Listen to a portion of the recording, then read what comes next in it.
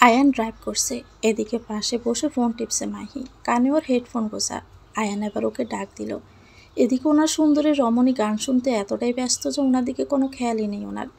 এবার আয়ান ওর এক কানের হেডফোন খুলে দিয়ে এক হাতে ড্রাইভ করতে করতে বলল, তুমি গান শুনতে মগ্ন হয়ে আছো?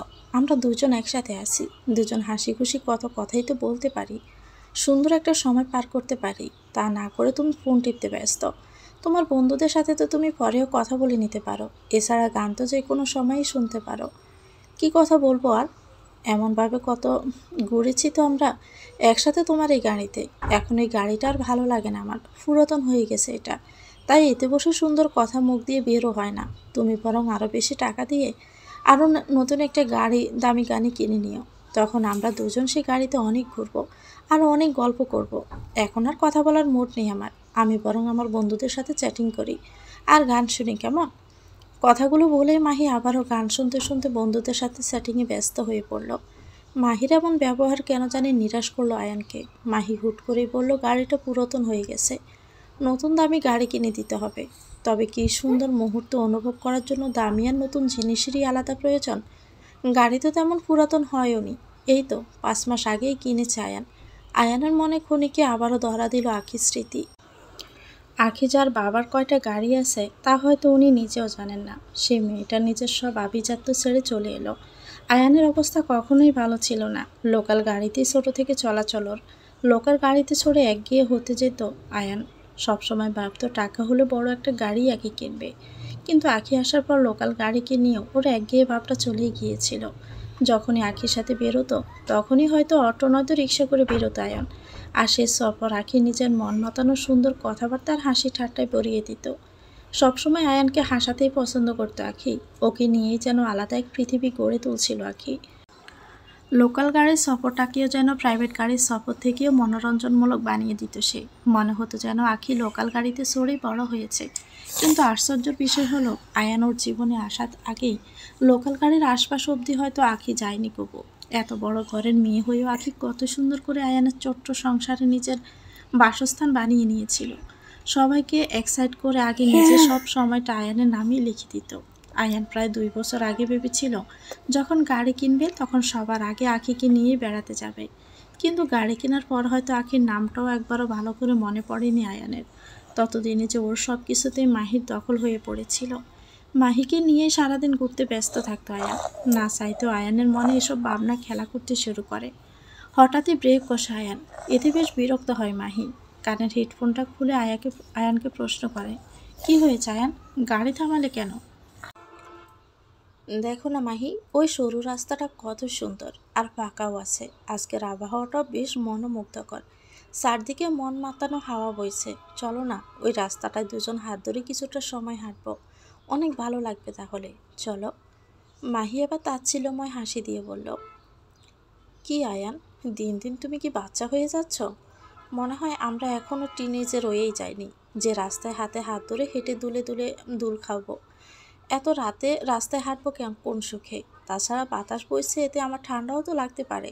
আর বাতাসের সাথে ধুলো আসাটাও স্বাভাবিক। এতে আমার শরীর নোংরা হবে না বুঝি? নো ওয়ে, আমি এগুলোতে কোনো ইন্টারেস্ট নেই। কথাটা বলে মাহি আবার নিচের দান্দায় মন দিল। মাহির এমন ব্যবহার আরও নিরাশ করলো আয়ানকে। আখি হলে মোটেও এমন করতো না। আয়ানেরও এমন কিছু ভালো লাগতো না আগে। কিন্তু আখির বড্ড ভালো লাগতো এমন মুহূর্তগুলো। সরু পাকা রাস্তা, মন দুলানো বাতাস, আর সাথে আয়ানের হাত ধরে হাঁটা, ওর সাথে থাকে মাধুর্যে মোড়ানো সুন্দর দুটি কথা, এগুলি যেন আখির জীবনের ভালো লাগার আর ভালো থাকার আলাদা উৎস ছিল। আখির সাথে এমন মুহূর্ত কাটাতে কাটাতে এগুলোকে নিজের অনুভবও ভরে নিয়েছিল আয়ান। সবাই অবাক হয়ে তাকিয়ে থাকলো সাইদার দিকে। নোমান হতবাক কণ্ঠে জিজ্ঞেস করলো, আরোহী আপুকে ফিরিয়ে আনা যেতে পারে মানে? তুই কি বলতে চাইছিস সাইদা? হ্যাঁ ভাইয়া, আরোহী আপুকে ফিরিয়ে আনা যাবে। তুমি আজকে ভার্সিটিতে দেখোনি? আচ্ছা, তোমাকে আলাদা করে দেখতে হবে না, আমি বলছি। ওই আসলে Saida, to go your room. সাইদাকে আর কিছু বলতে না দিয়ে আদৃত গম্ভীর কণ্ঠে ওকে কথাটা বলে উঠল। সাইদা এবার আমতা আমতা করে বলল, কিন্তু ভাইয়া, আমার কথা কানে যায়নি সাইদা? সাইদা আর সেখানে দাঁড়ালো না। খানিক বিধু অবস্থায় ছুটে গেল সেখান থেকে। আদৃত সবাইকে নিজের রুমে যাওয়ার কথা বলে নিজেও চলে গেল। সবাই আরেক দফা হতবাক হলো এমন কাণ্ডে। নোমান কিছু একটা আন্দাজ করে নিল মনে মনে। কাজ শেষ করে আঁখি ফিরছিল বাড়িতে। আজ 3,000 টাকা উপার্জন করতে পেরে মুখে হাসি ফুটে আছে ওর, এক রাজ্য জয় করা হাসি। হাঁটতে গিয়ে জুতো ছিঁড়ে গিয়েছিল, তাই খালি পায়ে পিটপিট করে হাঁটছে। পাশেই ওর বাড়ি। রাত তখন প্রায় 1টা বাজে। এদিকে আয়ানের গাড়িটা ডিজেল ফুরিয়ে গেছে, তাই গাড়িতে ডিজেল ভরপুর করতে গাড়ি দাঁড় করালো। মাহি এখনও নিজের ফোন নিয়ে গুতাগুতি করতে ব্যস্ত। আয়ান গাড়ি থেকে নেমে এমনি চারপাশে হাঁটাহাঁটি করছিল। হঠাৎই আবারও নজর পড়ল আখির দিকে। খালি পায়ে হেঁটে হেঁটে আসছে কোথাও থেকে। আয়ানকে দেখেও দেখতে চাইল না। পাশ কাটিয়ে চলে যেতে নিলে আয়ান ওর হাত খপ করে ধরে নিল। আখিও থমকে দাঁড়ালো ওর এমন কাণ্ডে। তারপর মুখে বিরক্তিভাব ফুটিয়ে বলল, ছাড়েন মিস্টার আয়ান, রাস্তাঘাটে এভাবে একটা মেয়ের হাত ধরতে কি লজ্জা করেন আপনার? আয়ান ওর হাত না ছেড়েই বলতে লাগলো, তুমি এমন আপনি আপনি করে কথা বলো কেন আমার সাথে? আখি, মানছি আমাদের স্বামী স্ত্রীর সম্পর্ক নেই, তাই বলো কি বন্ধুত্ব শেষ হয়ে গেল? আমরা তো ভালো বন্ধু হয়েও থাকতে পারি। এর আগে তো কখনো আপনি করে তুমি আমাকে বলনি। আখি আবার তেজি স্বরেই বলে উঠল, সব কিছুই তো আপনি নিজের মতো করেই সাজালেন মিস্টার রহমান। নিজের ইচ্ছাতে সব সম্পর্ক শুরু করলেন, আবার নিজের ইচ্ছাতে শেষও করে দিলেন। কোনো কিছুতেই আমার জোরটা দিতে চলল না। তাই বলে কি কোনো কিছুতেই আমি নিজের মতামতটা খাটাতে পারবো না? হ্যাঁ, কখনো আপনার মতের সাথে দ্বিমত করতে চাইনি বলে এটা নয় যে আমার নিজস্ব কোনো চাহিদা, মতামত, কোনো আত্মসম্মান নেই। আপনার ইচ্ছে হলো আপনি ভালোবাসার সম্পর্ক, স্বামী স্ত্রীর সম্পর্ক ভেঙে দিলেন। এখন ইচ্ছে হচ্ছে বন্ধুত্ব সম্পর্ক রাখতে চাইছেন। এখন আমায় কি করতে বাধ্য করছেন? একটা কথা শুনে রাখেন মিস্টার রহমান, আমি আপনার খেলার পুতুল না যে আপনি যেভাবে চাইলেন সেভাবে নাচাতে থাকলেন আর আমিও সেভাবেই নাচলাম। আপনি সব বন্ধন যখন ভেঙে দিয়েছেন, তবে এই বন্ধুত্বের সম্পর্ক রেখে কী লাভ বলুন? এটা না হয় আমি ভাঙলাম। আজকের পর থেকে আপনার আর আমার কোনো সম্পর্ক নেই। প্লিজ আপনার এই তিক্ত চেহারা নিয়ে আমার সামনে আর আসবেন না। সত্যি অনেক ঘৃণা হয় আপনাকে দেখে। আমার হাত ছাড়েন। কথাটা বলে আখি নিজের হাত ছাড়িয়ে নিতে চাইলে আয়ান ছাড়ল না। জেদ করো না আখি, শুনো আমার কথা। এমন অসহায়ের মতো জীবনযাপন করে আর কতদিন কাটাবে তুমি? তুমি এসবে বড় হওনি, তাই এসব মেনে নেওয়া তোমার পক্ষে সহজ হবে না। তোমার যা টাকা পয়সা লাগে আমি বলছি তো আমি দিব। এভাবে রেস্টুরেন্টে কাজ করে, ওভারনাইট কাজ করে, জুতা ছাড়া রাস্তায় হেঁটে তুমি তোমার স্ট্যাটাস বিগড়ে দিচ্ছ আখি। যদি স্ট্যাটাসের মর্ম আমার কাছে সত্যিই থাকতো, তাহলে হয়তো 2 বছর আগে খান বংশ ছেড়ে ওভাবে চলে আসতাম না মিস্টার রহমান। খান বংশ ত্যাগ করে আসার সময় যে আখি স্ট্যাটাসের পরোয়া করেনি, সে আখি স্ট্যাটাস নিয়ে পড়ে থাকবে? আপনি কিভাবে ভাবতে পারলেন এটা আয়ান রহমান? হয়তো আখি এসবে বড় হয়নি, তবে পরিস্থিতি মানুষকে অনেক কিছুই শিখিয়ে দেয়। আমাকেও পরিস্থিতি অনেক কিছুই শিখিয়েছে, আর ভবিষ্যতেও শিখাবে। আর তা আমিও শিখতে কখনো পিছপা হব না। আপনি আমাকে নিয়ে চিন্তা করে নিজের মূল্যবান সময় নষ্ট করবেন না প্লিজ। আমাকে যেতে দিন। যেতে দিব না তোমায়। কি করবে তুমি? ছাড়েন আমার হাত, ভালো হবে না কিন্তু, এই বলে দিলাম। কি করবে তুমি? আমি ছাড়বো না। দেখেন আমার হাতে লাগছে, ছাড়েন বলছি। আখির হাতের অবস্থা এমনিতে নাজেহাল, বাসনগুলো মাজার ফলস্বরূপ। তার উপর শক্ত করে ধরে আছে আয়ান, যার ফলে অনেক ব্যথা লাগছে আখির হাতে। আগে বারবার বলছে ওকে ছেড়ে দিতে, ওর হাতে ব্যথা লাগছে, কিন্তু কথাগুলো যেন কানেই যাচ্ছে না আয়ানের। উপর হাত দিয়েও আখি নিজেকে ছাড়াতে পারছে না, যেহেতু ওই হাতেরও একই অবস্থা। অবশেষে আয়ান হুট করে আখির হাত ছেড়ে দিল। যেহেতু আখি ওর সাথে জোড়াজড়িতে ছিল, তাই হুট করে হাত ছাড়া একটু দূরে ছিটকে পড়ে গেল আখি। আয়ানের হাতের গড়ির এক কোণে লেগে আখির হাত অনেকটাই কেটে যায়, যাতে আখি ব্যথা একটু কোঁকড়ে ওঠে। আয়ান প্রথমে রক্তচক্ষু নিয়ে ওর দিকে তাকিয়ে রইলেও পরক্ষণেই যখন দেখতে পেল আখি ব্যথা পেয়েছে, তখন কেন যেন একটু ব্যথার্ত ভাবে চলে এলো ওর মনে।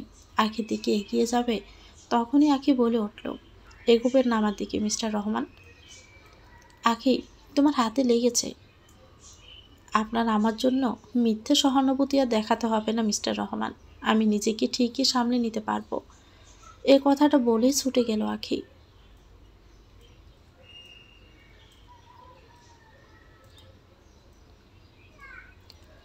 দেখ সায়েদা, আমার তুই সব কিছু খুলে বল।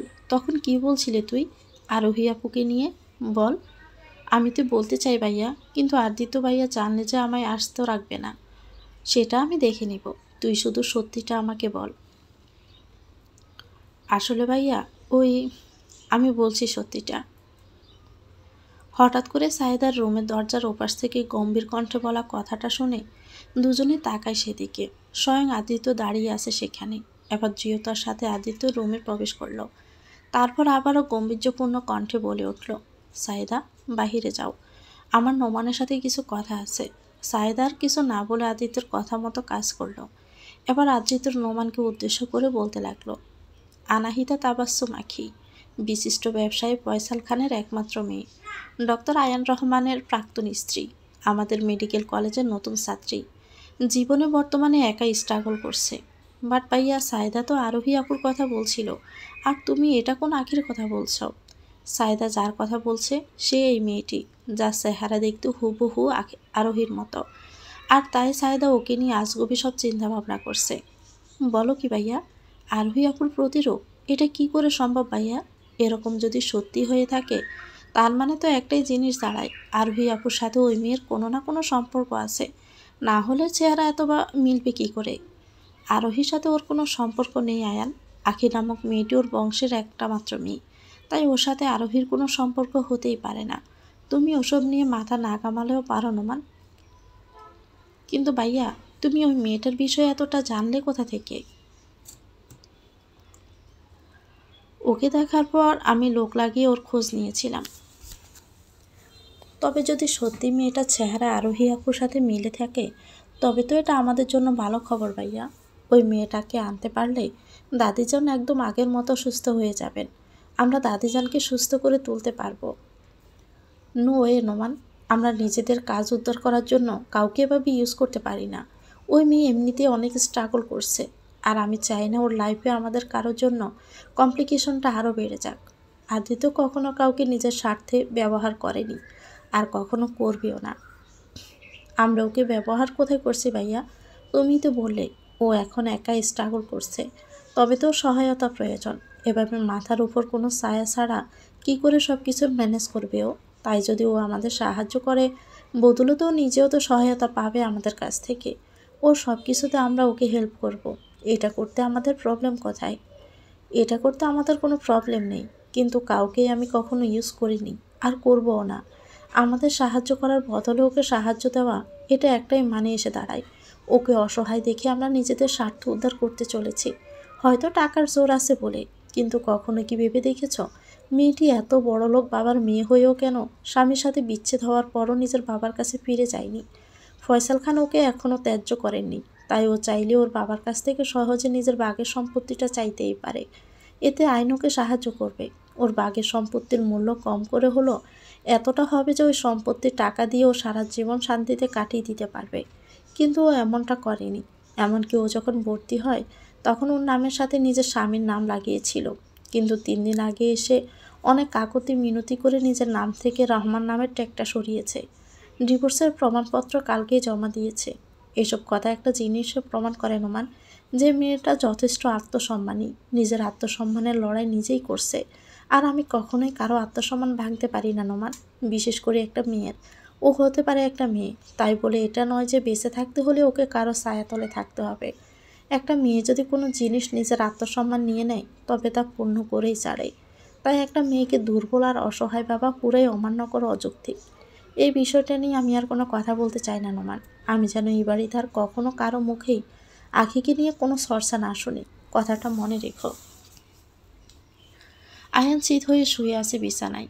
আখির বলা কোনো কথাই মন থেকে বের করতে পারছে না আয়ান। বারবার ধরা দিচ্ছে মনে সেসব তিক্ত কথাগুলো। আখি যেন এমনভাবে কখনোই ওর সাথে কথা বলেনি, সবসময় আয়ানের মন জয় করতে ব্যস্ত থাকতো। ও যা চাইতো সেটাই করতো আখি, কখনো ওর কোনো কথার উপর প্রতিবাদ করেনি। আয়ান প্রায় অনেক সময়ই অন্যদের রাগ আখির উপর চাটত, কিন্তু তারপরও আখি কিছুই বলতো না। ওর না বলা কথাগুলো যেন আখির নিজের অনুভব শক্তি দ্বারা বুঝে নিতে সক্ষম হতো। তাই হয়তো আজকে আখির এমন তিক্ত ব্যবহার মেনে নিতে পারছে না আয়ানের মন। না চাইতো সেসব কথা মনে এসে বারবার নাড়া দিয়ে উঠছে। আয়ান নিজে আখির সাথে সব সম্পর্ক ভেঙে দিয়েছে। ও তো তাই চাইলো যাতে আখিও মেনে নেয়। তবে আজ যখন আখি তা মেনে নিয়েছে তবে সেটা ভেবে খারাপ লাগার কারণটা বিবেচনা করে বের করতে পারছে না আয়ান। চলেই তো গেছে জীবন থেকে সে একঘেয়ে অতীত, তবে কেন আয়ানের এই অবাধ্য মন পিছু টানে ছুটতে বড় ইচ্ছুক। জবাবটা যা আদৌ জানা নেই আয়ানের। এদিকে বর্তমান মুহূর্তে মাহির মনে রোমান্টিকতা কাজ করছে বড্ড। একটা নাইটি পরে আয়ানকে ঘায়েল করা সব রকম কৌশলে এগিয়ে আসলো আয়ানের কাছে। এদিকে আয়ানের আজ কোনো খেয়ালই নেই মাহির দিকে।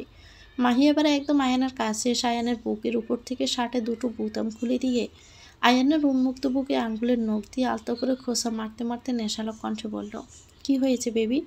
এত হট বউটার দিকে তাকাতে ইচ্ছে করছে না বুঝি আজ? তাকিয়ে দেখো না আমাকে কত হট দেখাচ্ছে।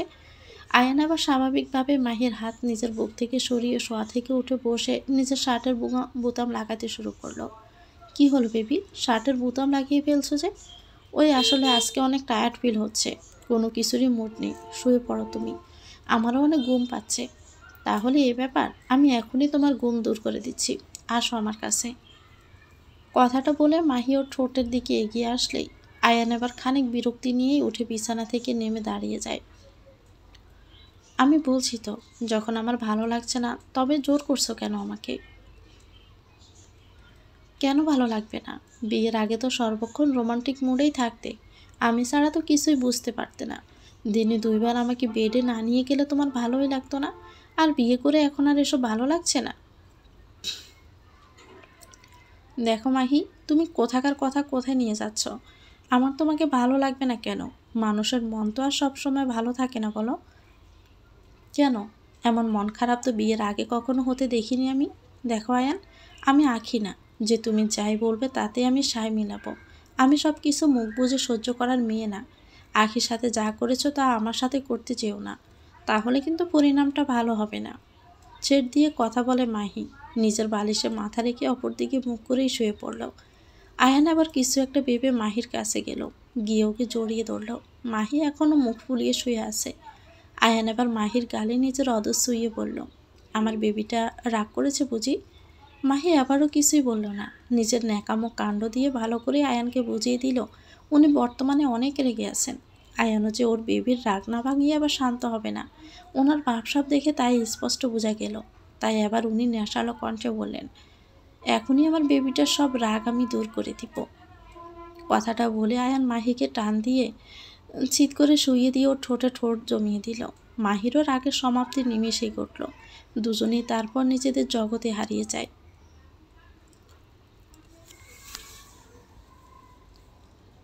ফিটফিট নীরবতা কাজ করছে চারদিকে। মেঘাচ্ছন্ন আকাশের রাতের ওই ছাদটাও লুকিয়ে পড়েছে। চারদিকেই ঘন অন্ধকার। ছোট্ট জানালা দিয়ে অন্ধকারে পরিবেশ দ্বিধাই করছে একজোড়া চোখ।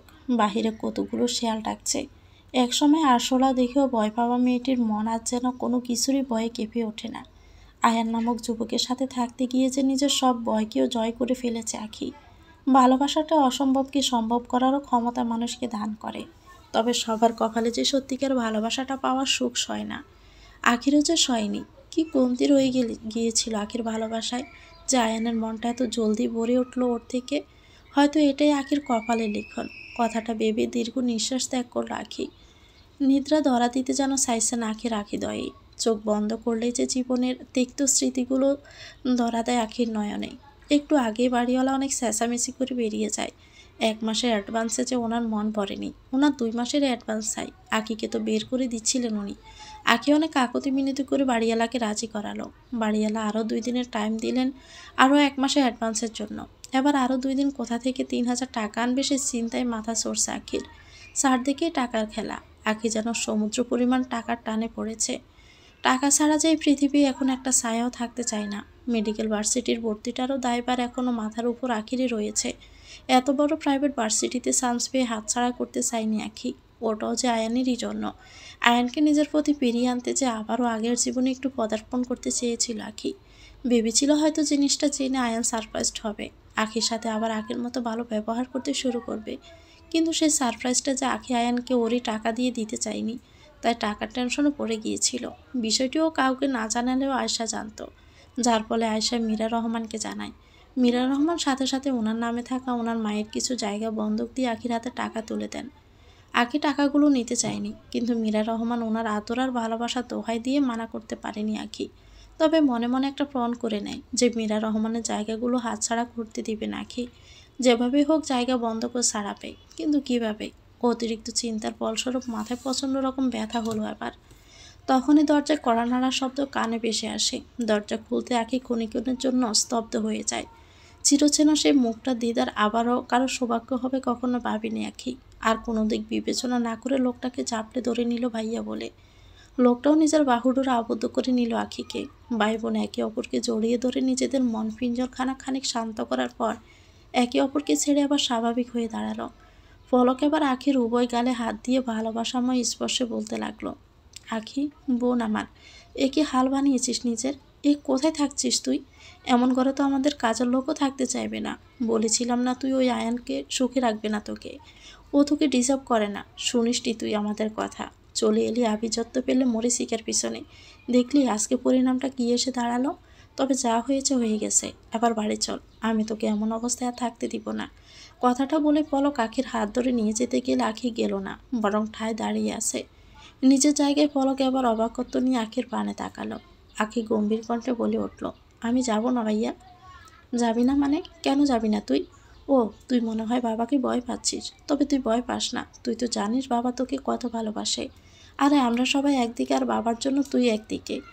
হয়তো তোর সাথে রাগ করে আছে, কিন্তু তুই একবার গিয়ে বাবাকে জড়িয়ে ধরলে বাবা ঠিকই তোর সাথে কথা না বলে থাকতেই পারবে না। জানিস আমি কত দেখেছি এই 2 বছর বাবাকে তোর ছবি নিয়ে লুকিয়ে লুকিয়ে কাঁদতে। তুই একবার চল, দেখিস বাবা তোকে ফিরিয়ে দিবে না। হয়তো বাবা তোর এই হাল সম্পর্কে জানে না, জানলে কবেই যে তোকে নিতে আসতো। আর যদি বাবা ফিরিয়েও দেয় তবে সমস্যা কোথায়? তোর ভাই তো এখনও মরে যায়নি। নিজের শরীরে যতদিন রক্ত আছে ততদিন তোর ভরণ পোষণের দায়ভারটা আমার কাঁধ থেকে নামবে না। তুই শুধু চল আমার বোন। আমি যাব না ভাইয়া। জন্মানোর পর থেকে আভিজাত্যই বড় হয়েছি। পৃথিবীর কোনো কষ্ট আমাকে ছুঁতেও পারিনি। তোরা সবাই যে আমায় আগলে রেখেছিলি। হয়তো এত আদর এত ভালোবাসা আল্লাহ সবার কপালে লিখে থাকেন না। যা আল্লাহ আমার কপালে লিখলেন, আর সে আদর সে ভালোবাসাকে অসম্মান করলাম আমি শুধু একটা মরিচিকের টানে। খান বংশ থেকে তোদের প্রতিরক্ষার দেওয়াল ভেদ করে পৃথিবীতে বেরিয়ে বুঝতে পারলাম পৃথিবীটা যেমন দেখতে ঠিক তেমনি নয় ভাইয়া।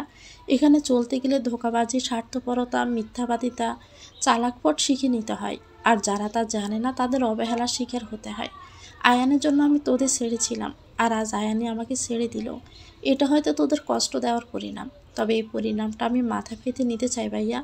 নিজের সত্যবাদিতা, সরলতা, আত্মবিশ্বাস নিয়ে জয় করতে চাই জীবনের সব তিক্ত সত্যকে। দেখিয়ে দিতে চাই এই পৃথিবীকে যে একটা মেয়ে কখনো দুর্বল হয় না। একটা মেয়ে চাইলে পৃথিবী জয় করেও দেখাতে পারে। দেখিয়ে দিতে চাই এই পৃথিবীকে যে সত্য, সরলতা আর আত্মসম্মানের জয়ও একদিন ঘটে। হয়তো তা অনেক অন্যায় অত্যাচার সহ্য করার পর, কিন্তু দেরিতে হয়ে থাকলেও সে জয় একদিন নিশ্চিত হবে। কিন্তু তুই এসব একা কী করে? কেন ভাইয়া, তোর কি আমার উপর বিশ্বাস নেই? জীবনের নিজের সুখের খোঁজে যখন স্বার্থপরদের মতো তোদের ছেড়ে এসেছিলাম, তখন কি তোদের কথা আমি একবারও ভেবেছিলাম? তবে আজ যখন নিরুপায় হয়ে আছি, তখন কেন তোদের কাছে ফিরে যাব? এটা আমার সংগ্রাম ভাইয়া। শেষ নিঃশ্বাস অবধি বিজয়ের লড়াই চালিয়ে যাব। তুই আমাকে দুর্বল করতে আসিস না ভাইয়া। এই লড়াই যে আমার আত্মসম্মানের লড়াই। কথাগুলো শুনে হতবাক হয়ে তাকিয়ে রইল পলক আখির দিকে। চোখ বেয়ে গড়িয়ে পড়ল 2 ফোঁটা নোনা জল। কাঁদছিস কেন ভাইয়া? এটা জলগুলো খুশিতে আসছে রে পাগলি। বিশ্বাস হচ্ছে না আমার সেই ছোট্ট আখিটা আজ কত বড় হয়ে গেছে। যে আখিকে কখনো মাটিতে নামতে দিতে চাইতাম না, সে আখি আজ হোঁচট খেয়ে পড়ে আবারও উঠে দাঁড়াতে শিখে গেছে। কিন্তু তোকে যে আমি কোলে পিঠে করে মানুষ করেছি, তোকে কি করে এখানে ছেড়ে দিয়ে যাব বল? আমি একদমই ঠিক আছি ভাইয়া। তোর সাথে যাওয়া মানে আমার আত্মসম্মান ত্যাগ করে। আর তুই কি চাস? তোর বোন আত্মসম্মানের সাথে বেঁচে থাকুক, নিজের পায়ে নিজে না দাঁড়াক? কিন্তু তোকে কোনো কিন্তু না ভাইয়া। তোকে দেখে নিয়েছি, এটাই অনেক। তুই আমাকে কথা দে, তুই আমাকে কোনো সাহায্য করতে আসবি না, আমাকে দুর্বল প্রমাণ করবি না। পলক খানিকক্ষণ নিশ্চুপ থাকার পর দীর্ঘ নিঃশ্বাস ত্যাগ করে বলে উঠল, ঠিক আছে, তোকে আমি দুর্বল করব না বোন আমার।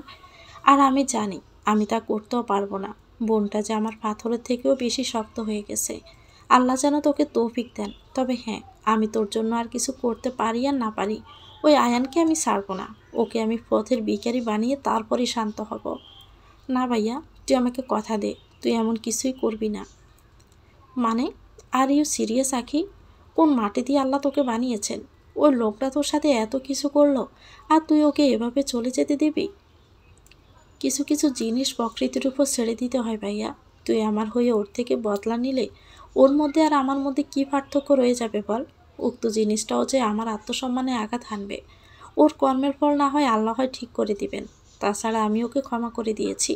ও শান্তিতে বেঁচে থাকুক, ভালো থাকুক, আমি শুধু এটাই চাই। বাদ দে এসব কথা। বল, এতদিন পর বোনের কথা কি করে মনে পড়লো?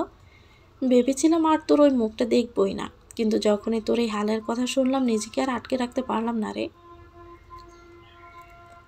তা বাবা মা কেমন আছেন? এই যেভাবে রেখে এসেছিলি ওভাবেই আছে। থাকতে না আসলেও কখনো বেড়াতে আসিস। আসবো, যেদিন সেখানে যাওয়ার যোগ্যতা অর্জন করে নিব তখন। তারপর কত সময় ভাই বোন নিজেদের মধ্যে আলাপচারিতা করার পর পলক চলে যায়। পলক তারপরেও আখিকে ছাড়া যেতে চায়নি।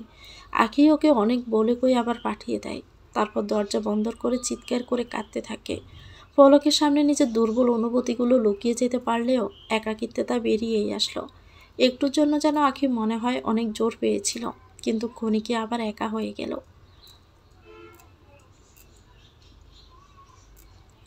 গুটিসুটি পায়ে হাঁটছিল আখি রাস্তা দিয়ে। হঠাৎই লক্ষ্য করলো একটা বাচ্চা রাস্তায় পড়ে গেছে। একটা গাড়ির সাথে ধাক্কা লেগে গাড়িটাও সাথে সাথে ব্রেক কষে গেছে। আখি ছুটে গিয়ে বাচ্চাটিকে উঠালো। বাচ্চাটি একটি টোকাই। বাচ্চাটির কপাল খানিকটা কেটে গেছে, আর হাঁটুও অনেকটা ছিলে গেছে। বাচ্চাটির এমন হাল দেখে আখির রাগ চড়ে বসলো মাথায় নিমিষেই। বাচ্চাটির মা পাশে ফুল বিক্রি করছিলেন। ছুটে এসে বাচ্চাটিকে ধরলেন। এবার আখি উঠে দাঁড়ালো। রক্তচক্ষু নিয়ে তাকিয়ে সামনে থাকা গাড়িটির উদ্দেশ্যে বলতে লাগলো, আর ইউ ম্যাড? চোখে দেখেন না কিছু টাকা হয়েছে বলে রাস্তাঘাটে মানুষ মেরে বেড়াবেন নাকি? আখের কথার মধ্যে গাড়ি থেকে নেমে এলো কেউ একজন। লোকটা গাড়ি থেকে নেমে গাড়ির পিছন থেকে ফার্স্ট এড বক্স বের করে ছেলেটির কাছে গিয়ে ওকে দেখতে লাগলো। এদিকে লোকটিকে দেখে আখি হতবাক। এ যে আর কেউ নয়, স্বয়ং ডাক্তার আদৃত চৌধুরী। আদৃতকে দেখে আখি হতবাক হলো। স্যার এমনটা করলেন? খবরের কাগজে ওনাকে নিয়ে এত ভালো ভালো খবর পড়লাম, আর উনিও নাকি শেষমেশ ওই অহংকারী দনীদের লিস্টেই পড়লেন। না, উনি যেই হোক না কেন, আখি কখনোই অন্যায়ের সাথে সঙ্গ দেয়নি, আর হতেও পারে না। হয়তো সম্পর্কে উনি আমার গুরুজন, কিন্তু এর মানে এটা নয় যে ওনার অন্যায়ে আমাকে সায় দিতে হবে। এর বিরোধিতা আমি করবই। আদৃত তুলা দিয়ে ছেলেটির কপালে রক্ত মুছতে গেলে আখি চট করে ওর হাত ধরে ফেলে। ইচ্ছে করে ছেলেটিকে মেরে এখন আবার ভালো মানুষের ট্যাগ পাওয়ার সব ব্যবস্থা করছেন নাকি ডাক্তার আদৃত চৌধুরী? হয়তো খবরের কাগজে রিপোর্টাররা আপনার এই শো অফগুলোকে রিয়েলিটি মনে করে ভালো কথাগুলো লিখে থাকেন। Excuse me miss Akhi, mind your language. Doctor Adrito Chowdhury কখনোই শো অফ করে না। It was not my fault, it was just an accident. So আপনি শুধু শুধু মন করা কথা না বলে আমাকে আমার কাজ করতে দিন। চুরি করে চোরও তো বলে যে সে চুরি করেনি, তাই বলে কি সে চোর না? আপনাদের মতো ধনীরা গরিবের সাথে যা ইচ্ছা তাই করবে, আর আমরা গরিবেরা তা মাথা পেতে নিব? নো এ। হোয়াট দ্য হেল, কি বলছেন এসব আপনি? হ্যালো মিস্টার, আমাকে মেজাজ দেখিয়ে বেঁচে যাবেন মনে করেছেন? তবে শুনে রাখেন, আখি কিন্তু ভয় পেয়ে দমে যাওয়ার মতো মেয়ে না। এই যে ভাইয়েরা, এভাবে দাঁড়িয়ে দেখবেন না ওনার কিছু খাতিরদারিও করবেন। ওখানে তখন অনেক মানুষের ভিড় লেগে গিয়েছিল। আখির কথায় ভিড়টা পুরো আদৃতর পানে তেড়ে আসছিল। তখনই ছেলেটা বলে ওঠে, আঙ্কেল রে মাইরো না, মুই রাস্তার মাঝে একটা কাগজ দেখে কোনো দিকে না তাকাইয়ে ওইটা আনতে দৌড় দিছিলাম। আঙ্কেল জলদি করে গাড়ি না থামাইলে মুই মরেই যাইতাম। কথাগুলো শুনে ভিড় থেমে গেল, আর আখি সাথে সাথে জিহ্বায় কামড় দিল। আদৃত এবার বাচ্চাটির পাশে বসে ওর মাথায় আর হাঁটুতে ব্যান্ডেজ করে দিয়ে ওকে চেক আপ করে ওর মায়ের হাতে 30,000 টাকা তুলে দিয়ে বলল ওগুলো নিয়ে নিতে। সাথে একটা কার্ডও দিল, বলল এই নাম্বারে যোগাযোগ করতে। ও ছেলেটির মাকে ভালো স্যালারির একটা কাজ পাইয়ে দিবে। আখি দাঁড়িয়ে দাঁড়িয়ে লোকটা সব কর্মকাণ্ড দেখে আবার নিজেই নিজের মাথায় ছাপড় মারল। কি যে করি আমি, লোকটা কত ভালো, আর আমি একে এখন গণদোলায় খাওয়াতে চলেছিলাম। কেন যে সঠিক সময়ে বেঠিক কাজটাই করি একমাত্র আল্লাহই জানেন। জানি না ভার্সিটিতে আবার কি অপেক্ষা করছে আমার জন্য। আখির এসব ভাবনার মাঝে আদৃত উঠে নিজের গাড়ির দিকে যেতে নেয়, কিন্তু যেতে যেতে খানিক রক্তচক্ষু নিয়ে আখির দিকে দৃষ্টি ব্যক্ত করে তাকাতে তাকাতে গাড়িতে ঢুকে গাড়ি স্টার্ট করে দেয়। আখির মনে সংশয়ের পরিমাণটা যেন এখন আরও বেড়ে যায়। আখি নিজেকে সামলে বলতে থাকে, ভয় পাস না আখি, তুই একটা সাহসী মেয়ে। তুই যে কোনো কারোর সাথে যে কোনো মুহূর্তে সংগ্রাম করতে সমর্থ। ভয় পেয়ে চলবে না, তোকে সব কিছুতে জয়ী হয়ে দেখাতে হবে।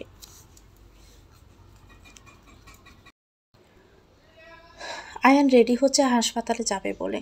সকাল পুরো 10টা বাজে। এদিকে মাহি এখনো চাদর মুড়ি দিয়ে ঘুমাচ্ছে। সারা ঘরের জিনিসপত্র বিগড়ানো, কোনো জিনিসই তার ঠিক মতো রাখা নেই। আয়ান এদিকে ওর ওয়ালেট খুঁজে পাচ্ছে না, তাই এবার মাহিকে ডাক দিল। এই যে মাহি, শুনছ? উঠো, আমার ওয়ালেটটা কোথায় রেখেছো বলো। মাহি গুম গুম মাতালীয় কণ্ঠে বলল, নতুন চাকরানিই তো আমার ঘর গোছায়, ওকে ডেকে জিজ্ঞেস করো। আমাকে কেন ডিস্টার্ব করছো? ঘুমাতে দাও তো। আয়ানের এবার ব্রুজগোল কুঁচকে বলল, চাকরানি ঘর গোছায় মানে? তুমি কি গোছাও না? আয়ানের কথা এবার মাহি শোয়া থেকে উঠে বসে বলতে লাগলো, আমি ঘর গোছাবো কেন? আমি কি ঘরে চাকরানি নাকি? আর নিজের জিনিসপত্র নিজে ঠিক করে রাখতে পারো না? যত সব। শুধু শুধু সকাল সকাল আমার এত দামি ঘুমটা তুমি নষ্ট করে দিলে। কথাটা বলে মাহি বিরক্তিকর ভঙ্গিতে ওয়াশরুমে ঢুকে যায়। আয়ান হতবাক হয়ে তাকিয়ে রইল ওর দিকে। আঁখি থাকতে যে এমনটা কখনোই হতো না। ঘরের সব কিছুই নিজেদের অবস্থানে বিরাজ করতো সবসময়। কোনো জিনিসই কখনো বিগড়ানো দেখতে পেত না আয়ান। এমনকি নিজের কোনো জিনিস কখনোই আয়ানকে খুঁজতেই হতো না। আঁখি যে আয়ানের সব কিছুরই খেয়াল আলাদা করেই রাখত। আঁখি পৌঁছে গেল ভার্সিটিতে। ফিলু ফিলু পায়ে হাঁটছে আর ভাবছে একটু আগে ঘটে যাওয়া মুহূর্তের কথা। আদৃত স্যার হয়তো ক্ষেপে আছেন আমার ওপর। আর ক্ষেপবেন না বা কেন? আমি যে তখন ওনাকে গণতলায় খাওয়ানোর সব ব্যবস্থাই করে নিয়েছিলাম। যদি ছেলেটা তখন সব না বলতো, তবে আজকে আমার জন্য আদৃত স্যারের যে কী না কি হতো। দূর, এসব আমি কি ভাবছি। এসব কিছুই হয়নি, এটাই ভালো। যে করে হোক আমার আদৃত স্যারের কাছে ক্ষমা চাইতে হবে। কথাটা ভাবতে ভাবতে আঁখি হোঁচট খেয়ে পড়ে যায় নিচে। হাতের কনুইতে অনেক ব্যথা পায় এতে। তখনই খেয়াল করে একটা বলিষ্ঠ হাত কেউ এগিয়ে দিয়েছে ওর দিকে, হয়তো ওর সাহায্যের সুবিধার্থে। তাকিয়ে দেখে আঁখি লোকটা আর কেউ নয়, স্বয়ং আদৃত স্যার। এভাবে শুকনো মাটিতে হোঁচট খেলে তো চলবে না মিস আঁখি। নিজের পায়ে দাঁড়াতে গেলে পড়ে যাওয়ার সম্ভাবনা যে কমাতে হবে আপনাকে। হাত ধরে উঠে আসুন। আর সামনে থেকে হোঁচট খেয়ে পড়ার দিকটা খেয়াল রেখে হাঁটবেন আশা করছি। পরে গেলেই তো আবার উঠে দাঁড়ানোর শক্তিতে আসে আদিত্য স্যার। হয়তো সেই শক্তিটা সবার মধ্যে থাকে না। সবাই অন্যের হাত ধরে উঠে যেতে চায়, তবে আঁখি যে সে গোত্রের মেয়ে নয়। পড়ে গেলেও যে আঁখি নিজে থেকে উঠতে জানে আদৃত স্যার। কারো উপরে নির্ভর করার মেয়ে আঁখি নয়। কথাটা বলে আঁখি নিজে থেকে উঠে গেল। এবার আদৃত্যের ঠোঁটের কোনো একটা আলতো হাসি টেনে বলল, I like your attitude miss Ankhi. ধরে রাখবেন এটাকে, জীবনে কাজে দিবে। কথাটা বলে আদৃত দৃঢ় কদমে স্থান ত্যাগ করলো। এদিকে আঁখি ঢুকতে পারল না ওর কথার মার পেছে। স্যার এমন অ্যাটিটিউড দেখিয়ে গেল আমায়। কথার দারুণ তো কিছুই বুঝতে পারলাম না। লোকটা আসলে কি চায়? আমাকে ভালো জ্ঞান দিল না ধিক্কার করলো? রাস্তায় যে কাণ্ড আমি ঘটিয়েছি, তারপর আমাকে নিয়ে লোকটা ভালো কী করেই বা ভাবতে পারে? আর আমিও এমন, এখনও সরিটাই বলিনি। আয়ান বেডে বসে জুতো পরছিল। তখনই ওয়াশরুম থেকে বেরিয়ে আসে মাহি। মাহি, তুমি বেরিয়েছ? প্লিজ 1 কাপ কফি করে দিবে? হোয়াট? আয়ান বেবি, এটা কি বলছো তুমি? আমি কেন কফি খাওয়াবো তোমায়? চাকরানিকে বলো। রোজ কাজের লোকের হাতে কফি খেতে ভালো লাগে নাকি? তুমিও তো পারো দিনে একবার 1 কাপ কফি করে আমাকে খাওয়াতে। কী যে বলো আয়ান, আমি কফি কেন বানাতে যাব? আমি কখনো নিজের জন্যই বানাইনি, আর তোমার জন্য বানাবো? এসব সোকল্ড পার্সোনালিটি কোথা থেকে বানিয়েছো তুমি? বউয়ের হাতে আলাদা করে কফি খাওয়ার আবদার করো? সত্যি হাস্যকর। তুমি বরং ওই নতুন চাকরানির হাতে কফি খাও। আমাকে ভার্সিটিতে যেতে হবে। বিয়ের চক্করে ভার্সিটিতে অনেক ক্লাস মিস করেছি, আর করা যাবে না। তারপর মাহি রেডি হয়ে আয়ানের দিকে এগিয়ে এসে ওর গালে নিজের অদর সইয়ে দিয়ে বলল, I love you baby, bye. Mahi চলে গেল। আয়ান নিরাশাময় দৃষ্টিতে তাকিয়ে রইল মাহির পানে। ক্লাসে বসে আছে আঁখি। আদৃত ক্লাস করাচ্ছে। এদিকে আঁখির মনে বারবার ঘুরপাক খাচ্ছে সকালের সেই ঘটনাটা। আদৃতকে সরি না বলা অব্দি যে শান্তি হবে না এই রমণীর মন। এদিকে আঁখির খেয়াল বেদ হলো আদৃতের গম্ভীর কণ্ঠের বাণী এসে আঁখির শ্রবণ নাড়া দিল। এই যে miss Ankhi, please come and solve the questions. Sir তো স্বাভাবিক আচরণ করছেন আমার সাথে, আর আমি ওনার আচরণে শুধু খুঁট খুঁজে বার করছি। কিন্তু ওনার মতো এত গম্ভীর আর রাগী মানুষ এমন কিছু হয়ে যাওয়ার পর কি কাউকে সহজে ছেড়ে দিতে পারে? মিস আঁখি, আমি আপনাকে প্রথমেই বলেছিলাম, খামখেয়ালিপনা ভালো স্টুডেন্টের কাছ থেকে শোভা পায় না। আপনার এই বতব্বর যত তাড়াতাড়ি পারেন মাইনাস করবেন। এখন জলদি এসে এটা সলভ করে দিয়ে যান। Okay sir. আঁখি এবার এগিয়ে আসলো। আদৃত আঁখিকে একটা কাজ দিল যা ওকে সবাইকে সলভ করে দেখাতে হবে। আঁখি আদৃতের একদম পাশে দাঁড়িয়ে আছে। এবার আদৃতর সামনে তাকানো অবস্থায় দৃঢ় আর গম্ভীর কণ্ঠে বলল, হয়তো আপনি এটাই ভাবছেন, সকালের কাণ্ডের পর আমি আপনার সাথে নর্মাল বিহেভ কেন করছি। তবে শুনেন মিস আখি, ডাক্তার আদ্রিত চৌধুরী কখনো নিজের প্রফেশন আর পার্সোনাল লাইফ একসাথে রাখে না। রাস্তার কাণ্ড তো সে রাস্তায় শেষ হয়ে গেছে। এটা ক্লাসরুম, এখানে টেনে এনে ছাত্রীকে অপদস্থ করার লোক আদ্রিত নয়। দূর, লোকটাকে নিয়ে আমি অল টাইম আবল তাবল ভাবি। তবে সঠিক ভাবলো কেমনে, লোকটার ভাবভঙ্গি দেখে সঠিক ব্যক্তিত্ব যে ধরাই যায় না। একে দেখলে মনে হয় রহস্যের মায়াজাল, কথাবার্তাও ঠিক তেমনি। কাজ শেষে ক্লান্ত হয়ে বাড়ি ফিরে চায়ান এসে বেডে চিত হয়ে শুয়ে পড়েছে। আজকে অনেক এমার্জেন্সি ছিল হাসপাতালে। এদিকে আয়ান এসেছে দেখেও মাহির কোনো হেলদোল নেই। ফোন নিয়ে গুদাগুদি করছে। আয়ান এবার কণ্ঠে অলসতা ভাব টাঙিয়ে বলল, এক গ্লাস পানি দিবে মাহি? হাতির কাছে তো পানি রাখা আছে, উঠে খেয়ে নাও। আমাকে কেন বলছ? ফোন টিপতে মগ্ন অবস্থায় জবাবটা দিল মাহি। আয়ানের দিকে তাকালোই না। আয়ান নিরাশ হয়ে নিজের পানি নিজেই খেয়ে খেয়ে নিয়ে ফ্রেশ হইতে চলে যায়। প্রায় অনেকক্ষণ পর ফ্রেশ হয়ে এসে দেখলো মাহি এখনও ফোন টিপছে। এবার অনেকটা রাগ কাজ করতে শুরু করলো আয়ানের মস্তিষ্কে। তাই খানিক তেজি কণ্ঠে বলল, এটা কেমন ব্যবহার মাহি? সারাদিনই এসেছি আর তুমি ভালো করে তাকাচ্ছও না। সারাদিন ফোন নিয়ে পড়ে থাকলে হয় নাকি? তো কি করবো আয়ান, তোমার দিকে এখন আলাদা করে তাকানোর কি আছে? যেমন তোমাকে দেখি আর দেখিনি আমি, কাজ থেকে এসেছো আমিও তো দেখছি। তাই বলে কি সব কিছু ছেড়ে তোমাকে কোলে নিয়ে বসে থাকবো? পৃথিবীতে আমার জন্য তুমি একা না, আরও অনেক লোক আছে আমার জীবনে যারা আমার জন্য ইম্পর্টেন্ট, বুঝতে পেরেছ? কথাগুলো বলে আবারও ফোন নিয়ে ব্যস্ত হয়ে পড়ল মাহি। আয়ান আর কিছুই বলল না, বিনা বাক্যে ঘর থেকে বেরিয়ে যায়। এদিকে আয়ানের এভাবে চলে যাওয়া কোনো প্রভাব পেল না মাহির মনে। নিজের কোন গোতাগুতিতে ব্যস্ত। সরু রাস্তায় ফিলু ফিলু পায়ে হাঁটছে আখি, মাথায় একরাশ চিন্তা। কালকে যে বাড়ির মালিকের আরও 3,000 টাকা দিতে হবে, তবে তার এখনও কোনো ব্যবস্থা সে করতে পারেনি। চারদিকে দক্ষিণা হাওয়ায় মুগ্ধতা ছড়িয়ে আছে। হাওয়াটা যে চাঁদনি রাতে শোভা আরও বাড়িয়ে তুলছে। প্রকৃতি যে সত্যি মায়াজালে আবদ্ধ। প্রকৃতির মায়ায় বলে না যাওয়ার মতো কষ্ট যেন এই পৃথিবীতে নেই আখির জন্য। জীবনে সবার সঙ্গে ছুটে গেলেও প্রকৃতির সাথে সখ্যতা সে ছোটবেলা থেকে আখির, যা কখনো ছুটি নিয়ে ছুটবেও না। প্রকৃতির এই সৌন্দর্যই যে আখির হাজার কষ্টের পরেও আলতো ভালো থাকার কারণ। ছোটবেলা থেকে আখির দক্ষিণা হাওয়ায় দোলরত সরু রাস্তা পছন্দ। আজকের রাতটাও ঠিক তেমনি, তাই আপন মনে হাসছিল আখি। তবে মন পিঞ্জরের এক কোণে একটা খালি লাগা হাত নাড়া দিয়ে উঠছে, আর সেটা হলো আয়ানের অনুপস্থিতি। যদি আয়ানের হাত ধরে চাঁদনি রাতে হাঁটার দিনগুলো আবার ফিরে আসতো, তবে কি খুব বড় ক্ষতি হয়ে যেত? আখির ভাবনায় বারবার নাড়া দিয়ে উঠছে কথাটা। চাঁদনি ভরা রাতে যুবকের চেহারায় দিদার করতে মোটেও অসুবিধা হলো না আখির। যুবকটাকে যা আখি চিনে, এ যার কেউ নয়, স্বয়ং ডাক্তার আদৃত। আখি ওনাকে দেখে খানিক হতবাক হলো। ঝিলের জলে খুব সুন্দর একটা পদ্ম ফুটেছে। সদ্য ফোটা ওই ফুলটাকে যে নিজের প্রিয়তমার মতোই মনে হলো আদৃতের, আর নিজেকে আকাশের মতো। পানিতে তাকালে মনে হচ্ছে যেন ওই পদ্ম ফুলটার স্থান ওই আকাশের বুকেই। কিন্তু সেটা যে শুধু একটা কল্পনা মাত্র। ওই পদ্ম যে আকাশের থেকে অনেক দূরে। আনমনে এসব ব্যথার্থ ভাবনার সেদ গটির আদৃত অনুমান করতে পারল পাশে কারো উপস্থিতি। চোখ ঘুরিয়ে দেখতে পেল চেনা একটি চেহারা। তারপর আদৃত আবারও স্বাভাবিকভাবে ঝিলের জলে তাকাতে ব্যস্ত। তুমি এখানে? আখিও জলের পানে তাকানো অবস্থায় উত্তর দিল, আমারও একই প্রশ্ন। আপনি এখানে একাকিত্ব সময় কাটাতে এসেছেন বুঝি? যার জীবনে একাকিত্বটাই আসল, তাকে একা সময় কাটানোর জন্য আলাদা করে কোথাও যেতে হয় না মিস আখি। কথাটা বলার পর আদৃত আর কিছুই বলল না। আখিও চুপ করে বসে ঝিলের জলের সৌন্দর্য দিদার করছে। দুজনের মধ্যে কিছুক্ষণ পিনপতন নীরবতায় কাজ করার পর নীরবতা কাটিয়ে আখি বলে উঠল, আজকে সকালের জন্য আমি সত্যি অনেক দুঃখিত স্যার। আসলে আমি তখন বুঝতে পারিনি যে ওটা শুধুই একটা অ্যাক্সিডেন্ট ছিল। জানিনি তো আজকালকার লোকেরা কেমন, ইচ্ছা করেই গরিবকে আঘাত করতে চায়। তাই আমি ভেবেছিলাম আপনি ভেবেছিলেন আমিও ওই দলের একজন, তাই না? আখির দিকে তাকিয়ে কথাটা বলল এবার আদৃত। আখি অনুশোচনায় চোখ মিলাতে ব্যর্থ হলো আদৃতের সাথে। আদৃত এবার বলে উঠল, ইটস ফাইন মিস আখি, চোখে দোকাটা হওয়া স্বাভাবিক। চোখ তো অনেক কিছুই দেখে, তাই বলে কিছু যাচাই না করে তাতে বিশ্বাস করা আদৌ বুদ্ধিমানের কাজ হয় না। আজকে আপনার চোখ আপনাকে যা দেখিয়েছে আপনি সেই অনুযায়ী প্রতিক্রিয়া করেছেন।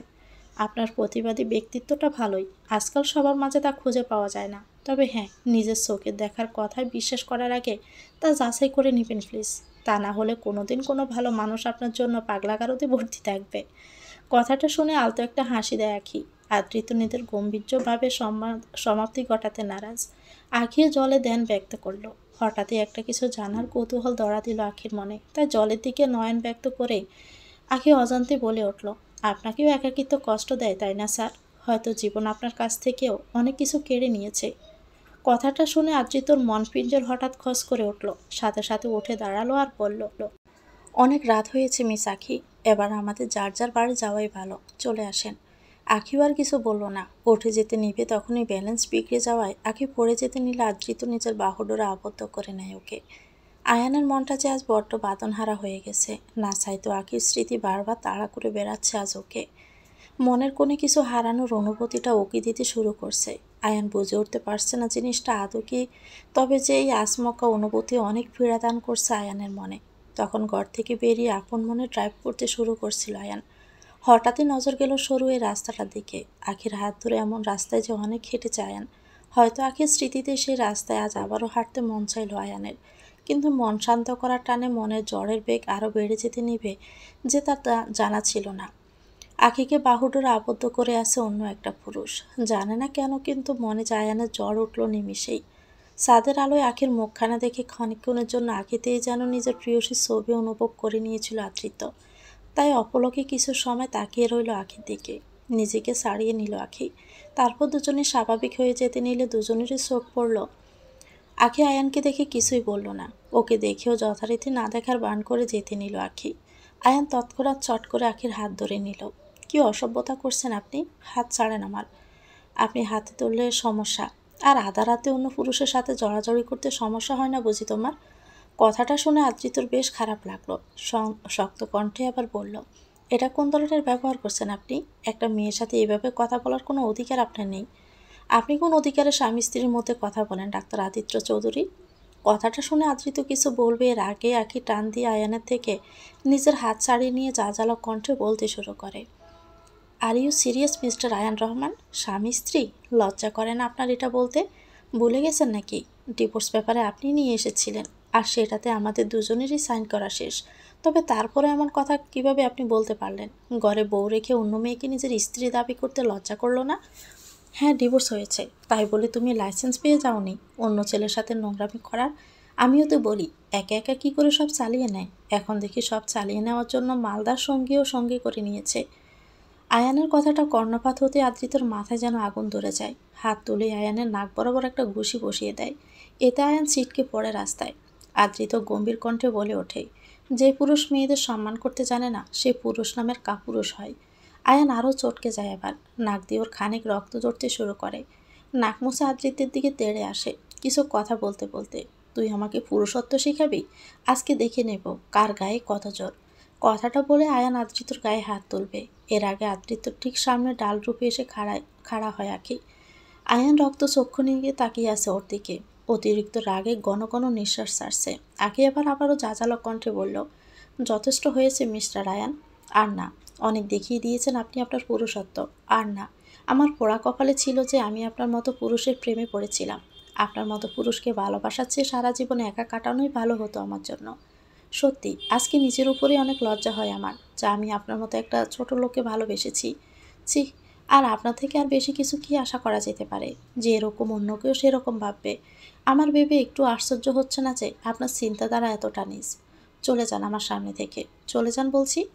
আয়ানা দাঁড়ালো না সেখানে। রক্তচক্ষু নিয়ে আদ্রিতের দিকে তাকাতে তাকাতে স্থান ত্যাগ করলো। তখনই আখির হঠাৎ মাথা ঘুরে পড়িয়ে গেল। আদ্রিত ওকে দৌড়ে নিল। আখি জ্ঞান হারিয়ে গেল সাথে সাথে। এদিকে আয়ান গাড়ি ছোটাচ্ছে হাওয়ার বেগে। আখি আর আদ্রিত সেই ক্ষণে সেই মুহূর্তের ছবি যেন সরছে না চোখের সামনে থেকে। এদিকে আখির বলা প্রতিটা কথা বারবার শ্রবণ ইন্দ্রিয়তে নাড়া দিচ্ছে প্রতিনিয়ত। কথাগুলো যেন আয়ানের বুকে গিয়ে ছুরির মতো ঢুকে পড়ছে। মেজাজটা বিগড়ে আছে পুরো। চোখ দুটো লাল বর্ণ ভাব যেন যেতেই চাচ্ছে না। হঠাৎই গাড়িতে ব্রেক কষল আয়ান। নেমে গেল গাড়ি থেকে। তারপর অতি রাগে গাড়ির গ্লাসের সজোরে একটা ঘুষি মারল, যাতে গ্লাস পেটে অনেকগুলো কাঁচ ওর হাতে ঢুকে যায়। কিন্তু সেদিকে কেন যেন খেয়াল নেই আয়ানের। মাথায় এখনো সরে বসে আছে আখি। আলতো করে চোখ খুলল আখি। নিজেকে একটা আলিশান রুমে আবিষ্কার করলো। আশেপাশে কাউকেই দেখতে পেল না। আখি উঠে বুঝতে পারছে না আখি কোথায় এসেছে। বেড থেকে নেমে গিয়ে আশেপাশে চোখ বুলিয়ে হাঁটতে লাগলো। হঠাৎই নজর গেল রুমের সাথে সংযুক্ত করা বিশাল এক বারান্দার দিকে। আখি উকি দিল সেখানে। দেখলো বারান্দার এক কোণে দাঁড়িয়ে আছে আদৃত্য। এদিকে নিজের রুমে কারো নড়াচড়া অনুভব করতে আদৃত্য পেছন ফিরে তাকিয়ে দেখলো আখি দাঁড়িয়ে আছে। মুখে ওর অনেক প্রশ্নের ছাপ স্পষ্ট বুঝতে পারল। আপনি কখন উঠলেন মিস আখি? আমি কখন উঠেছি এটা জেনে লাভ কি আপনার?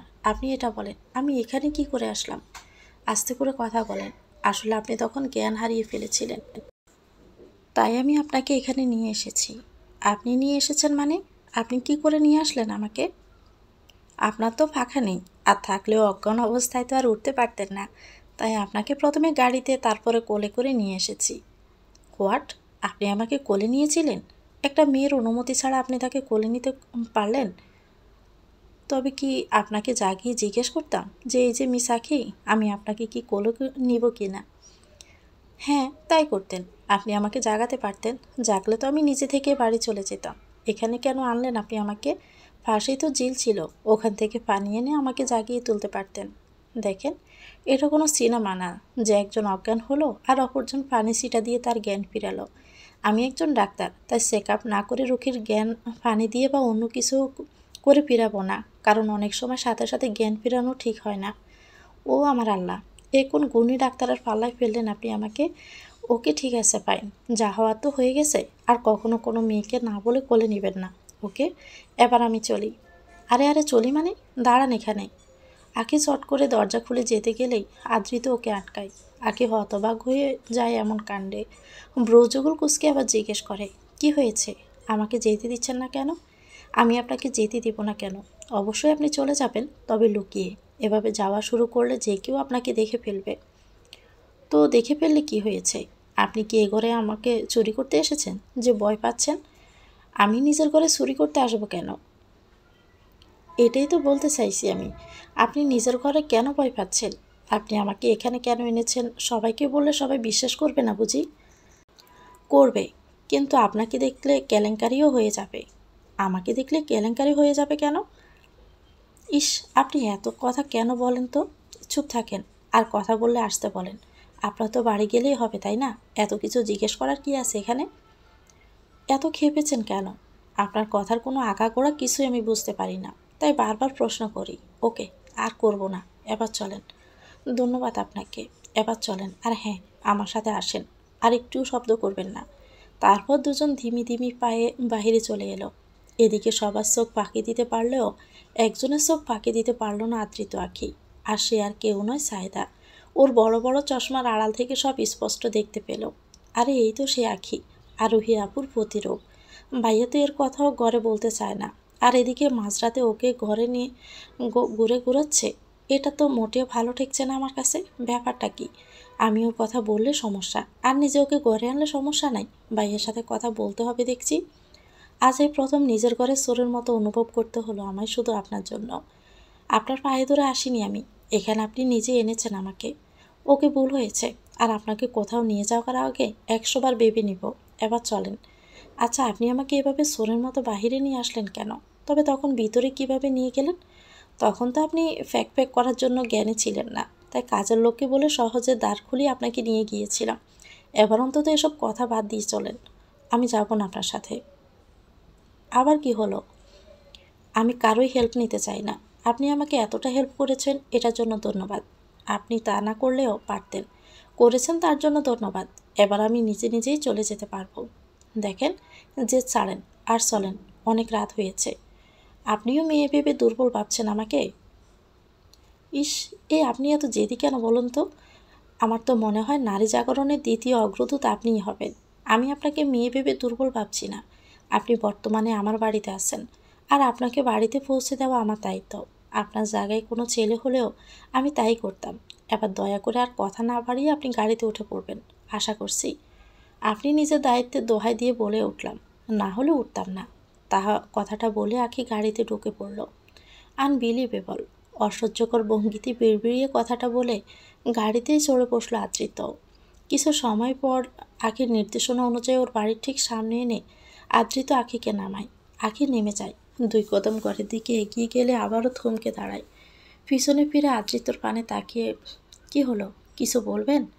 আসলে আপনাকে ধন্যবাদ বলতে চাই। তখন আমার হয়ে আপনি ওভাবে প্রতিবাদ করলেন তো, তাই। আপনার জায়গায় অন্য মেয়ে হলেও আমি তাই করতাম মিস আঁখি। মেয়েদের সম্মান যে করতে জানে না, সে কখনো একজন পুরুষ মানুষ হওয়ার যোগ্যই না। ওকে, চলি। তারপর চলে যায় আদৃত। আঁখিও নিজের ঘরে চলে যায়। ঘরে যাওয়ার পর আঁখির মনে পড়ে আয়ানের করা তখনকার কাণ্ড। চোখ বেয়ে আবারও অশ্রু গড়াতে শুরু করে। আয়ান কখনোই আখিকে বুঝতে চায়নি, আর আজকে যে আয়ান নিজের সব লিমিট ক্রস করে গেল। আদৃত তখন আয়ানের উপর প্রহার করলে তা আখির মনে ব্যথা সৃষ্টি করে, কিন্তু নিজের আত্মসম্মানের কাছে যে নিজের অনুভূতিকে মেরে ফেলতেই হবে আখিকে, এটাই যে এখন ওর ভালো থাকার একমাত্র সম্বল। সারা রাত বাড়ি ফিরল না আয়ান। সকাল প্রায় 10টা বাজে। আয়ান বাড়িতে প্রবেশ করলো। ঘরে ঢোকার আগে চেঁচামেচির শব্দ শুনতে পায় আয়ান। ছুটে গেল ঘরের ভিতর। গিয়ে দেখতে পেল আয়শা মাহির হাতে পিছন দিকে ধরে মুচড়ে ধরেছে, আর মাহি হেল্প হেল্প বলে চিৎকার করছে। মীরা রহমান ওদের ছাড়াতে ব্যর্থ। আয়ান ছুটে গিয়ে নিজের ব্যান্ডেজ করা হাতে মাহিকে আয়শার কাছ থেকে ছাড়ালো। কি হয়েছে? তুই মাহিকে এভাবে ধরে রেখেছিলি কেন আয়শা? বেবি দেখো না, তোমার বোন আমাকে মারছে, তুমি না এলে তো আমায় মেরেই ফেলতো। নেকা কান্না করতে শুরু করলো মাহি। আয়েশা আবার জাজালো কণ্ঠে বলে উঠল, বেবি, তোর বেবি গিলি ছাড়াচ্ছি আমি। তোর সাহস হয় কি করে আমার গায়ে হাত তোলার চেষ্টা করার? কি মাহি, তুমি আয়েশার গায়ে হাত তোলার চেষ্টা করেছিলে? মানে আসলে বেবি, ও নাস্তা বানিয়েছিল, যা একদমই ভালো হয়নি। আমি সত্যটা বলেছিলাম, তা আমায় বলে কি জানো? বলে না খেলে রেখে দিতে, আর নিজে পারলে রান্না করে খেতে। বলো তো, এমন কথা কি আমি মেনে নিব? তাই আমার রাগ উঠে গিয়েছিল। ন্যাকা মুখ বানিয়ে কথাগুলো বলল মাহি। হোয়াট? এত ছোট কথার জন্য তুমি আমার বোনের গায়ে হাত তুলতে গিয়েছিলে? এটা তোমার কাছে ছোট কথা মনে হয় বেবি? ও আমায় অপমান করলো, নিজে রান্না করে খাওয়ার কথা বলে, আর তুমিও আমাকে শাসাচ্ছ? অপমান? অপমান কোথায় হলো মাহি এটা? রান্না করা কি অপমানের কাজ? রান্না ভালো লাগে না ভালো কথা, নিজে করে খেয়ে নেবে, এতে দোষের কি? আর ঘরের নতুন কাজের লোক কই? ও থাকতে এমন অবস্থা কেন সৃষ্টি হবে? ওটা তোমার স্ত্রীকে জিজ্ঞেস করো ভাইয়া। বলো মাহি, কি হয়েছে? শালিকা কোথায়? ওকে আমি বার করে দিয়েছি। রাতে আমাকে একটা ফেস প্যাক বানিয়ে দিতে বেশি সময় লাগিয়েছিল তাই। হোয়াট? Are you serious? এর জন্য তুমি ওকে কাজ থেকে বের করে দিয়েছ? হ্যাঁ।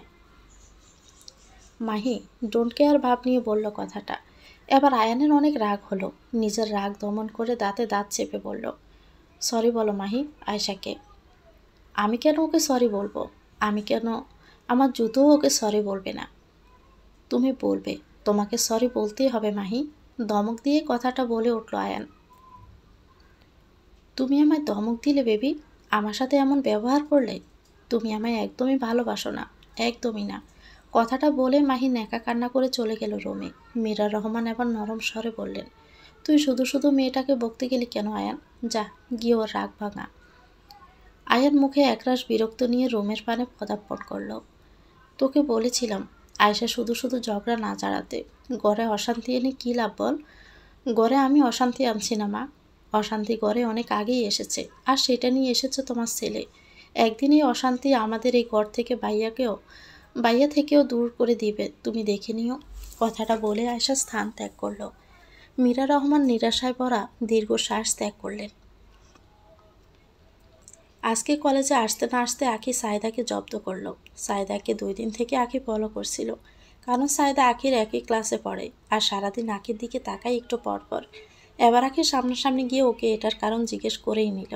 তারপর সায়দা বড়বড় করে সব কিছুই পরিষ্কার করে বলে দিল, আসলে আপনি আমাকে ভুল বুঝবেন না, আপনি দেখতে ঠিক হুবহু আমার ভাইয়ের মরহুম স্ত্রী আরিহি আপুর মতো। তাই সেদিন আপনাকে দেখে ভূত বলে চিৎকার করেছিলাম আমি। ডাক্তার আদৃত আর ডাক্তার নোমান আমার 2 ভাই, আর আরোহী আপু আদৃত ভাইয়ের স্ত্রী ছিলেন।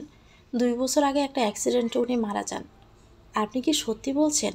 আমার মতো হুবহু দেখতে, এটা কি করে সম্ভব? আপনার বিশ্বাস হচ্ছে না তাই তো? আমি এখনই ওনার ছবি দেখাচ্ছি আপনাকে। তারপর সায়েদা আরোহীর ছবি ওনাকে দেখালে ওটা দেখে হতভম্ব হয়ে যায় আখি। এজন্য সত্যি আখির হুবহু কপি। আখির তো মনে হলো ওটা যেন নিজেরই ছবি, কিন্তু এটা ওর ছবি না, এটা অন্য কারো ছবি, যে ঠিক দেখতে আখির মতোই।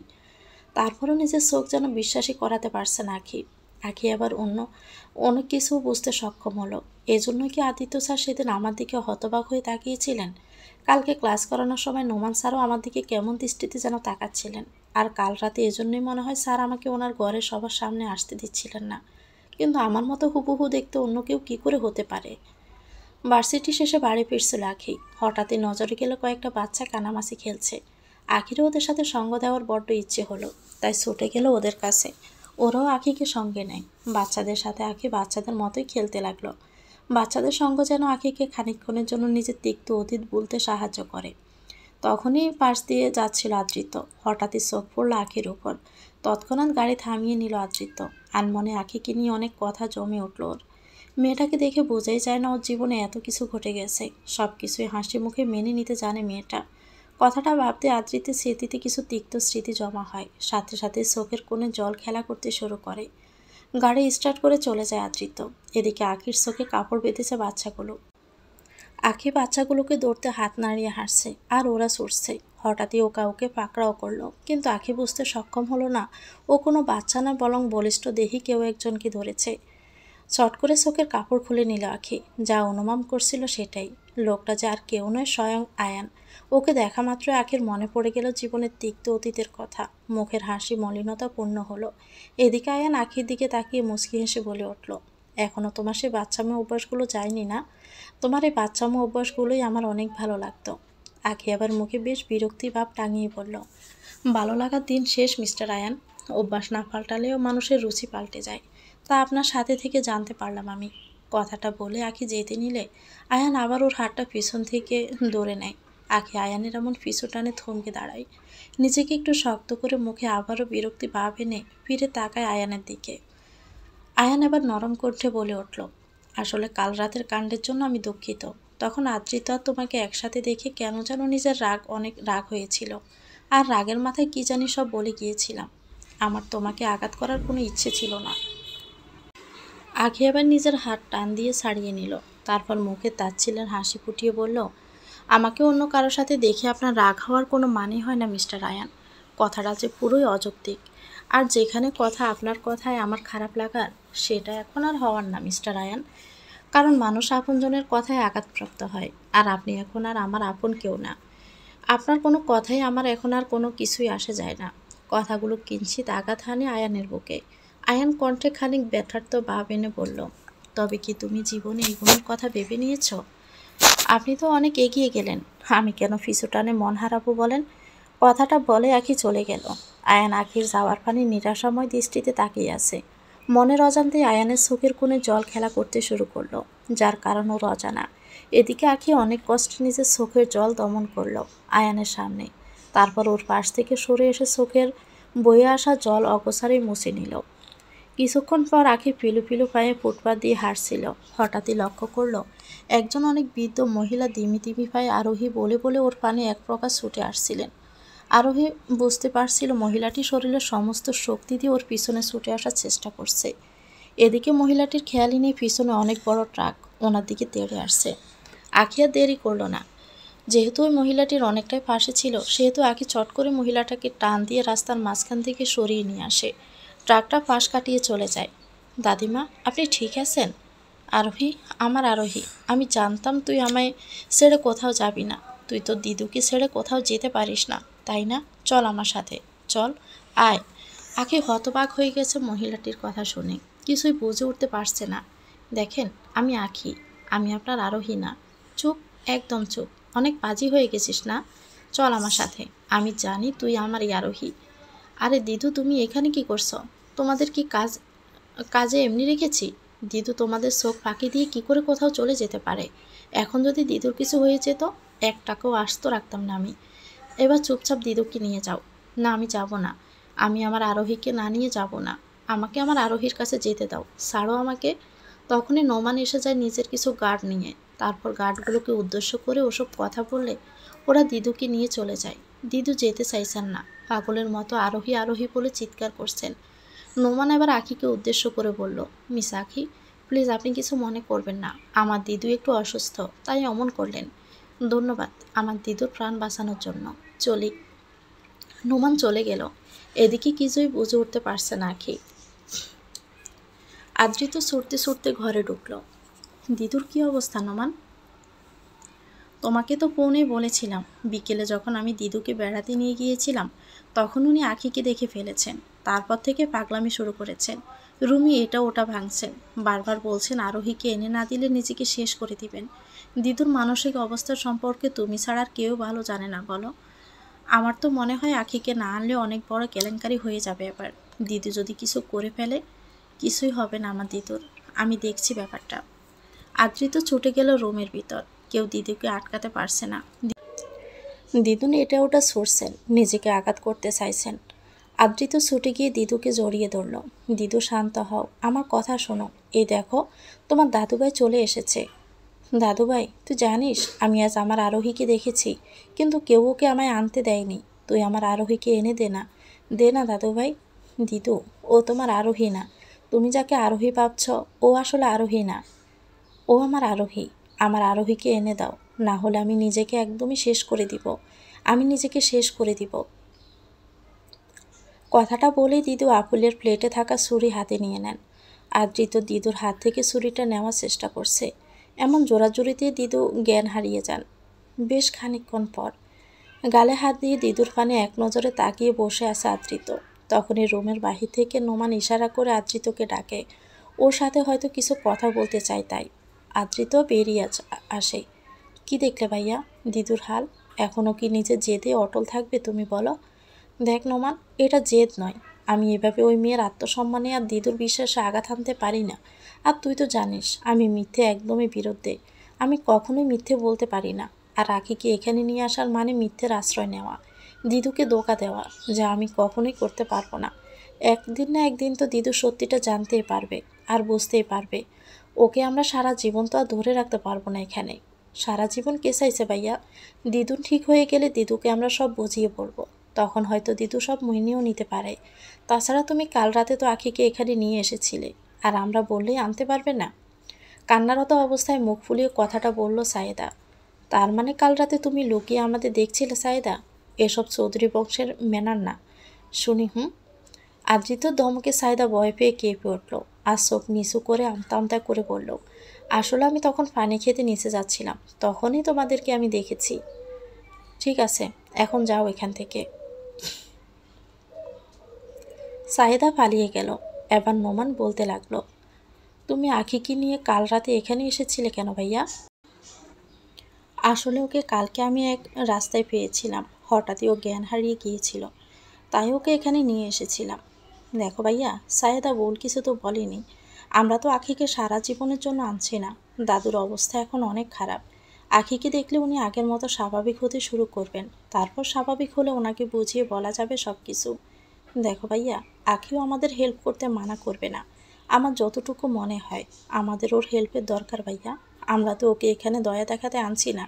আর কারো প্রাণ বাঁচানোর জন্য মিথ্যে বলাও তো অযৌক্তিক হয় না ভাইয়া। আমার আর কিছু বলার নেই, তুমি জিনিসটা ভেবে দেখো। দিদুর যে অবস্থা, আখিকে না আনলে কী হবে কে জানে। যখনই জ্ঞান ফিরেছে আরোহী আরোহী বলে চিৎকার করে আবারও জ্ঞান হারাচ্ছে। প্লিজ যা করার জলদি করো। কথাটা বলে স্থান ত্যাগ করলো নোমান। আদ্রিত গভীর চিন্তার দেশে ডুব দিল। পারল না আগে টাকা জোগাড় করতে। অনেক চেষ্টা করেছিল, পারেনি। এখন বাড়ির মালিককে কী বলবে সে? এই চিন্তায় দিমি দিমি পায়ে হেঁটে ঘরে প্রবেশ করলো আখি। দরজাটা খোলা। ঘরে ঢুকে দেখে বাড়ির মালিক আগে থেকেই ঘরে বসে আছে। এসেছেন মহারানী? তা আমার ভাড়া কোথায়? আসলে বাড়ির মালিক সাহেব, আমি টাকাগুলো জোগাড় করতে পারিনি। আপনি আমাকে আরও কয়টা দিনের সময় দিন, আমি সব টাকা শোধ করে দিব। আমি ধর্মশালা খুলে রাখিনি যে তুমি ফ্রিতে এখানে চলচাতুরি করে থাকবে। টাকা দাও, না হলে ফুটো। দয়া করে আলো কয়েকটা দিনের সুযোগ দিন আমায় প্লিজ। আগে হাত জোর করে সুযোগ চাইলে এবার বাড়ির মালিক কেমন দৃষ্টিতে যেন ওর দিকে তাকালো। তারপর ঠোঁটের কোনো একটা খারাপ হাসি ঝুলিয়ে বলল, আমার কাছে এমন সুযোগ আছে যে সুযোগে তুমি এখানে রানীও হয়ে যেতে পারো। কখনোই তোমাকে এখানে থাকার ভাড়া দিতে হবে না। লোকটির কুদৃষ্টি নিজের শরীরের দিকে খেলাই করতে সক্ষম হলো আখি। ওড়না দিয়ে ভালো করে নিজের শরীর ডেকে নিল। তারপর ব্রুজগুল কুচকে বলল, আপনি কি বলতে চাইছেন? দেখো, তুমি একজন ডিভোর্সি নারী। মাথার উপর স্বামীর ছায়া নেই। আমি বুঝতে পারি তোমার কষ্ট, তাই তোমার সুবিধার্থেই তো বলেছি আমি তোমাকে স্বামীর মতো ছায়া দিব। বললে তুমি আমায় বউয়ের আদর দিবে। কথাটা শুনে রাগে সমস্ত শরীর যেন জ্বলে উঠল আখির। আমাদের সমাজের লোকগুলো আজকাল এতটা নিচে নেমে গেছে, ভেবে আখির গায়ের পশম খাড়া হয়ে যাচ্ছে।